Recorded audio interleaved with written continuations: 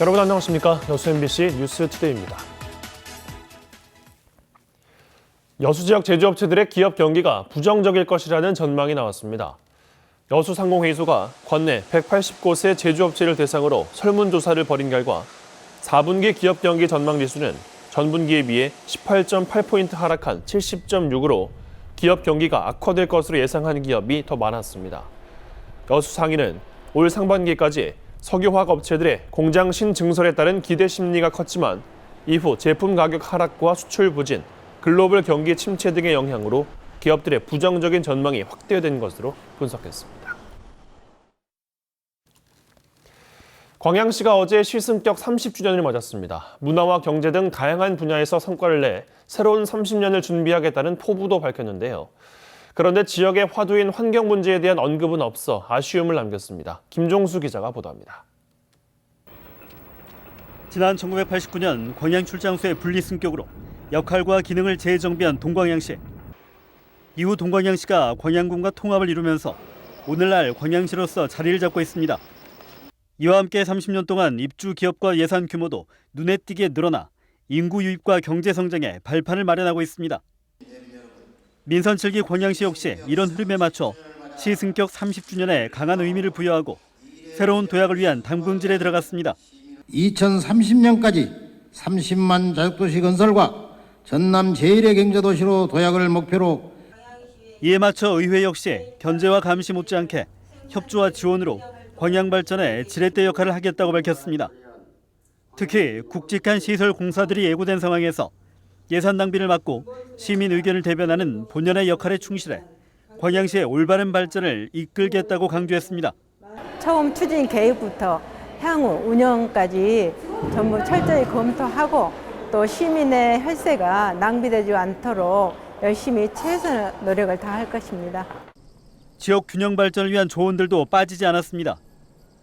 원도심의 활력을 불어넣기 위해 문화예술시설 유치와 도시재생사업 추진이 이루어지고 있는 가운데 지속적인 관심과 지원이 뒷받침되는 동반 성장에 지역 발전에 도움이 될 수 있다는 점도 귀담아 들어야 할 부분입니다.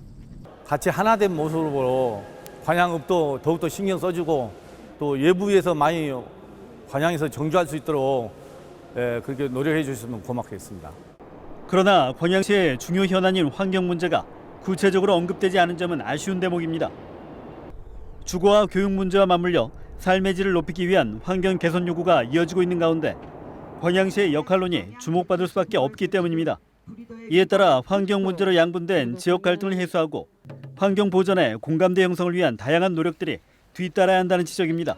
세미나도 좀 하고 강연도 좀 하고 공모전도 좀 하고 이렇게 해서 누군가가 대표적으로 하는 것보다는 전 시민이 같이 환경이라고 하는 그런 부분에 관심을 갖고 지난 30년 동안 국가경제 한 축이자 광양만권 중심도시로서 성장해온 광양시. 시민의 날에 강조된 발전 전략들이 새로운 30년을 위한 밑거름이 될지 광양시 어깨가 더욱 무거워지고 있습니다. MBC 뉴스 김종수입니다. 한 레미콘 회사가 고흥해안 농촌마을 인근 부지에 공장을 짓기 위해 관련 행정 절차를 진행하고 있습니다. 마을 주민들은 집단 행동까지 벌이며 강하게 반발하고 있는데요. 김주혜 기자가 보도합니다. 고흥군 포둔면의 한 야산. 이 일대 7,600여 제곱미터 면적에 한 레미콘 사업자가 공장을 짓기로 하고 지난 5월 공군에 관련 사업 허가 신청을 냈습니다. 뒤늦게 이 사실을 알게 된 인근 5개 마을 주민들은 집단 행동을 하며 강하게 반발하고 나섰습니다. 마을 주민들은 사업 부지가 마을과 불과 500여 미터 밖에 떨어져 있지 않아 분진 등에 의한 환경 피해가 극심할 것이라는 주장입니다. 또한 레미콘 공장이 본격 가동되면 석분 유출 등으로 인근 생태 하천인 우산천의 오염도 불가피할 것이라고 말합니다. 특히 이번에 사업을 추진하고 있는 사업자는 지난해에도 마을 인근의 다른 부지에 레미콘 공장을 건설하려다 사업 승인 조건을 충족하지 못하고 불승인되자 행정소송까지 벌였던 기업이라고 꼬집었습니다. 행정소송에서도 군청의 불승인이 맞다고 판결이 났었습니다.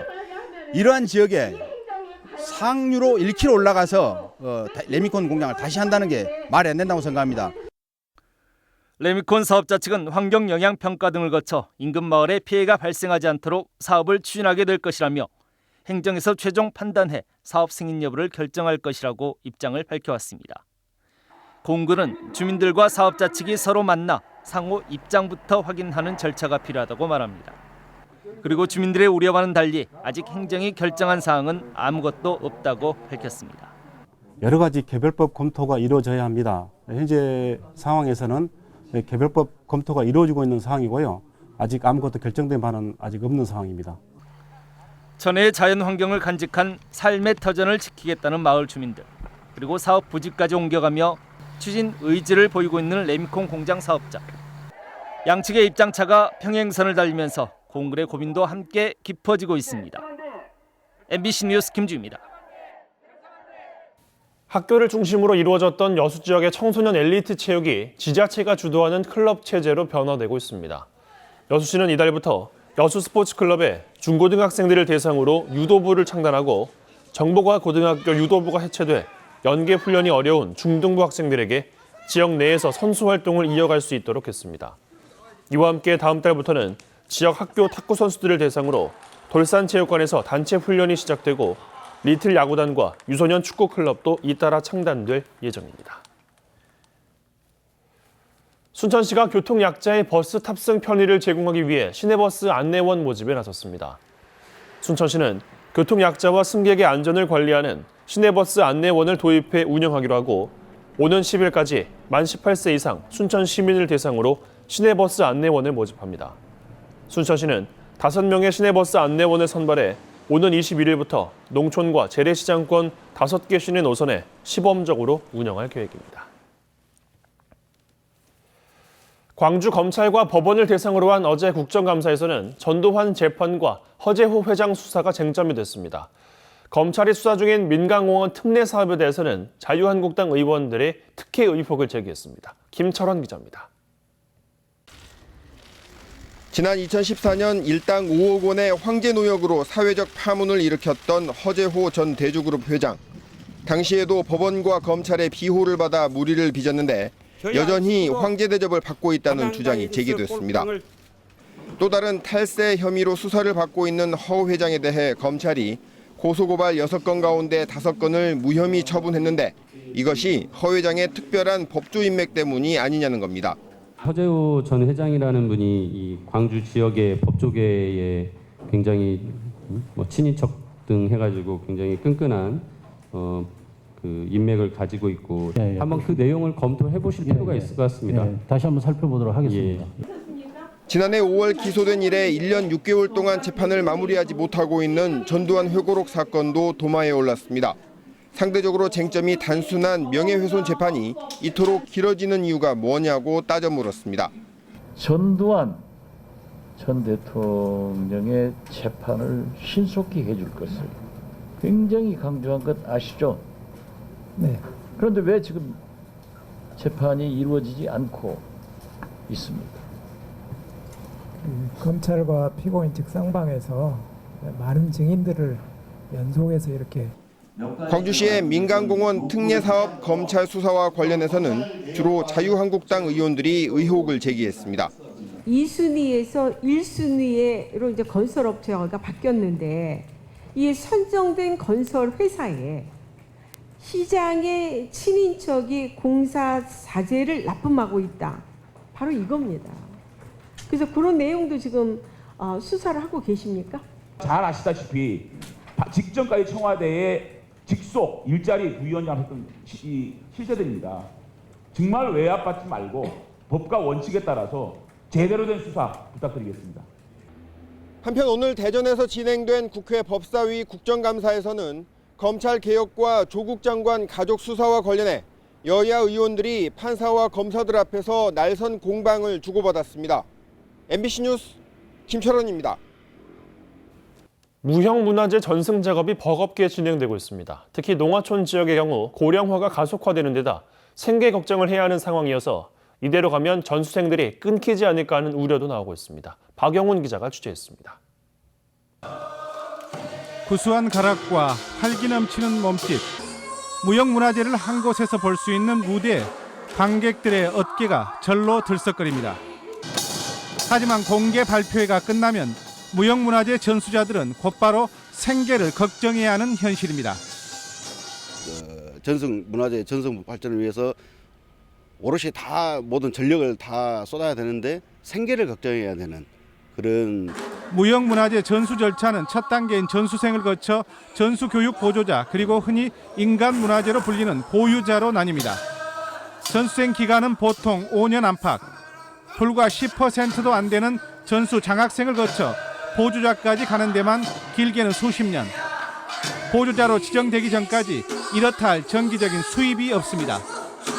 10개의 국가와 지방 무형문화재가 전승되고 있는 진도군을 포함한 농어촌 지역의 경우 고령화로 그나마도 젊은 전수생들이 눈에 띄게 줄고 있습니다. 인구도 없지만 하겠다고 하는 사람들이 별로 많지가 않아서 아무래도 젊은 층이 없습니다. 게다가 공동체 중심의 무형문화재는 최고 단계인 예능 보유자 지정을 개인에게 하지 않는 방침이 이어지면서 전수자들의 사기는 더욱 떨어진 상태입니다. MBC 뉴스 박영훈입니다. 아프리카 돼지열병이 국내에서 처음 발생한 지 3주가 지나면서 전남 지역이 전염 위험에서 벗어날 수 있다는 관측이 제기되고 있습니다. 전남도는 아프리카 돼지열병이 경기 북부 지역에서 확산된 이후 경기 포천과 충남 보령의 의심사례 2건이 모두 음성으로 판명된 데다 19일에 이르는 잠복기도 지나면서 지역 전염 위험에 대해 일단 한숨을 돌리고 있습니다. 특히 지난달 18일 연천의 아프리카 돼지열병 발생 농가에서 영광의 한 존농장이 새끼 돼지 20마리를 분양한 사실이 확인되면서 긴급 역학조사 결과 음성으로 판정된 바 있습니다. 전남도는 전국 돼지 사육의 10% 수준인 110만여 마리를 키우고 있습니다. 송기근 고흥군수가 검찰 개혁을 촉구하는 촛불 집회를 폄하하는 발언을 한 사실이 알려져 논란이 일고 있습니다. 송기근 고흥군수는 지난달 30일 직원들을 대상으로 한 주간 업무 간담회 자리에서 지역 집단 민원 문제를 언급하면서 최근 검찰개혁 촉구, 촛불 집회 참여자들을 평가절하하는 발언을 한 것으로 알려지고 있습니다. 송 군수는 또 대화의 중요성을 강조하면서 집단 민원은 떼법이며 헌법 위에 떼법이 있다는 농담까지의 부적절성 논란이 일고 있습니다. 이곳엔 10월 초순 기준 15년 만에 가장 이른 한파특보도 발령 중에 있고요.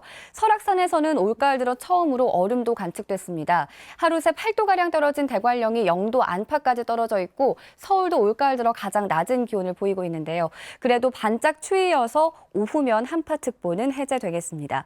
찬바람을 타고 가을 단풍도 남하하면서 설악산과 오대산에 이어 치악산까지 단풍물이 들었는데요. 이제 곧 지리산과 월악산에서도 첫 단풍을 볼 수 있겠고 다음 주면 북한산을 비롯한 더 많은 곳에서 단풍을 감상하실 수 있겠습니다. 한편 슈퍼 태풍으로 분류된 하기비스는 현재 괌 북서쪽 해상에 위치해 있습니다. 진로가 계속해 동쪽으로 치우치는 경향을 보여서 이 태풍은 일본 남단을 훑고 지나갈 걸로 예상됩니다. 오늘도 온종일 맑은 하늘이 드러나겠고요. 낮 동안 가을 햇살이 비추겠습니다. 공기도 깨끗하겠습니다. 낮 기온 보시면 서울과 대전 20도, 광주 22도, 부산 23도로 어제만큼 오르겠습니다. 날씨였습니다.